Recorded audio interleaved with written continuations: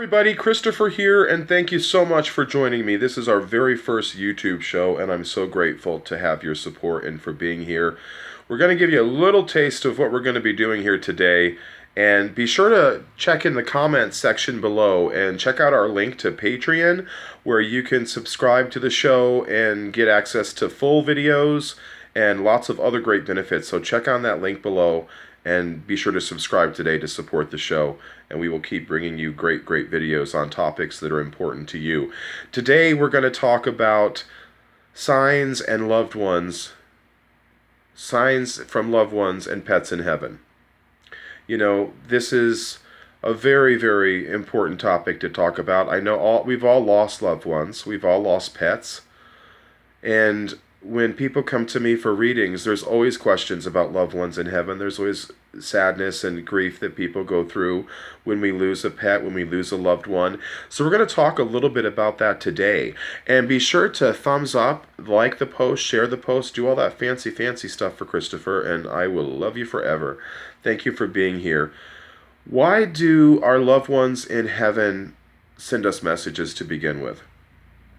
It's a fair question, I suppose. You know, they miss us, but they don't miss us like we miss them, because they're in the afterlife now. So if they didn't believe in heaven, well, surprise, they're there. Unless they did really awful things, then they might be someplace a little warmer. It's important for our loved ones in heaven and our pets in heaven to still maintain some sort of communication and contact with us. The connection, when we lose the physical connection, but we regain the spiritual connection when we lose a loved one or a pet, it's important. And I know that this is a wonderful gift, to be able to communicate with the afterlife, be able to communicate with loved ones in heaven.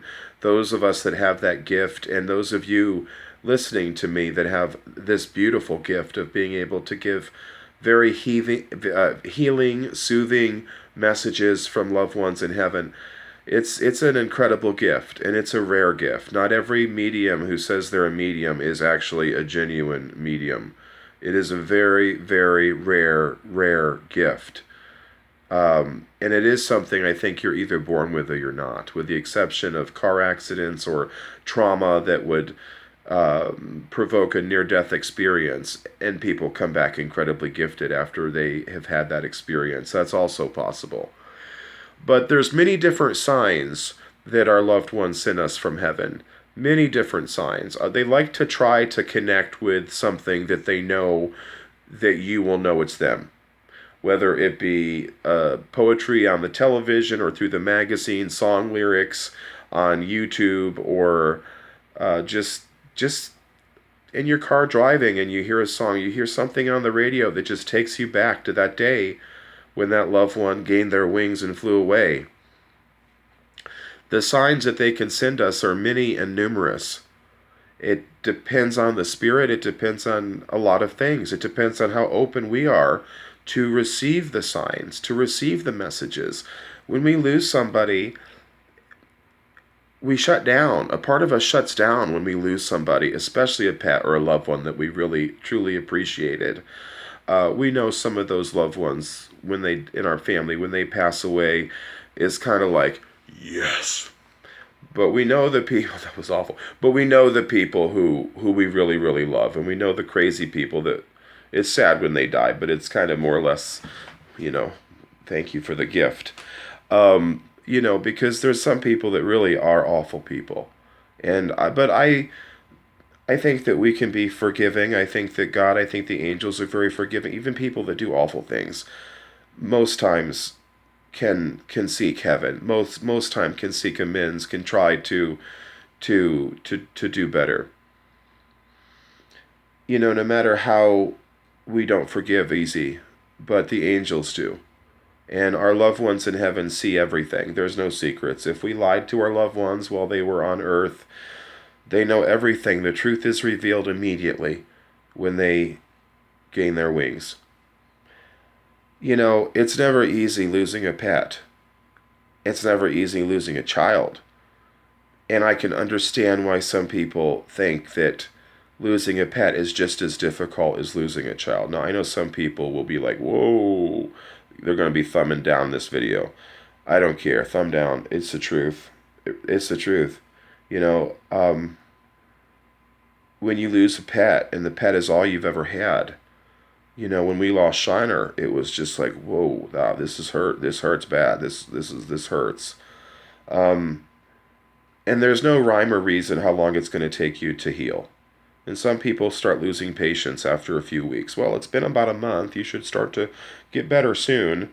Doesn't work like that. And those of us that have lost true hardcore members of our family and soul family, you know what that hurt feels like. It's not nice. It's not good. And I don't wish it on anybody.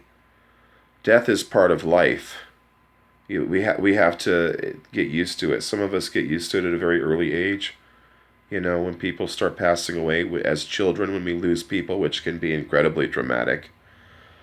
So there's that as well. If you are missing somebody in heaven, if you've just lost a pet, if you lost a pet 20 years ago, it might hurt just as bad. Or if you lost a loved one recently, or lost a loved one 50 years ago, there's still certain things that could take you right back to that day. Certain triggers that will take you right back to that day. And you will hurt again, and you will grieve again.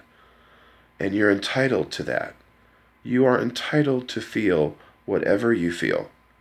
You know, some people think they have to snap back in shape just to get back with the Joneses. And, you know, take your time. Healing takes time. You have to understand the loss fully and grasp the loss fully before you can really hope to genuinely heal. And it's never easy when we lose anybody, and it never will be easy. And, you know, those of us, as we get older, it doesn't become easier. It becomes harder when people die, when people leave us like that. So looking for signs, looking for messages from your loved ones, that can happen so often. If there is a message that you're meant to have, you're going to get it, whether it's from me or another medium, or through your dreams, or through an out-of-body astral projection. I believe that if it's meant to be, it will be. And you will get that message some way, come hell or high water. You know, I believe that with all my being. But you have to grieve first, and then you can heal. That's just the process. That's the way it works the best. You can't heal first and then grieve. Some people try, but it doesn't work very well. So you really, and when you're looking for signs, don't be immediately dismissive. Sometimes when we hear something or see something, we become immediately skeptic. We've already lost out that opportunity by doing that. So just try to not be so skeptic. Just don't think it's a loved one visiting every time you hear a noise in your house, or every time you see a butterfly or a dragonfly.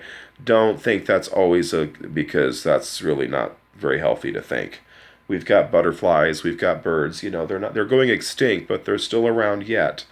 And our loved ones like to send those messages as signs, but I just like to keep people on a level ground to not think every single time you see one that it's a loved one, because that's just ridiculous. But those are some signs that they can send us, which are tremendously healing. You know, so don't be your worst critic. When you're healing, be patient with yourself. Take your time. Talk to people who have been through what you're going through. Only people who have really been through what you're going through can really be there for you authentically. Give yourself time. Give yourself love. Have a calorie fast. Do some retail therapy. Don't blame me when the credit card bill comes, though. Do what you got to do to feel good. As long as it's healthy and it's benefiting you and other people, do it. Do it. This is Christopher Reburn. Thank you for joining me today for our video. If this topic interests you, click on the Patreon link below, and we have a much longer show on this topic, and we get a lot more intensive with this topic for our Patreon subscribers. So check out that link below. Be sure to like, comment, and share this with your friends, family, loved ones, and anybody else that you think might like a little Christopher in their life. Thank you for being here. We're going to be uploading a new video for you every Friday, so stay tuned for next week. Thank you for being here. And again, check out that Patreon link down below. Put in your comments, like, post, share, all those wonderful things, and I will see you soon. Take care and peace out.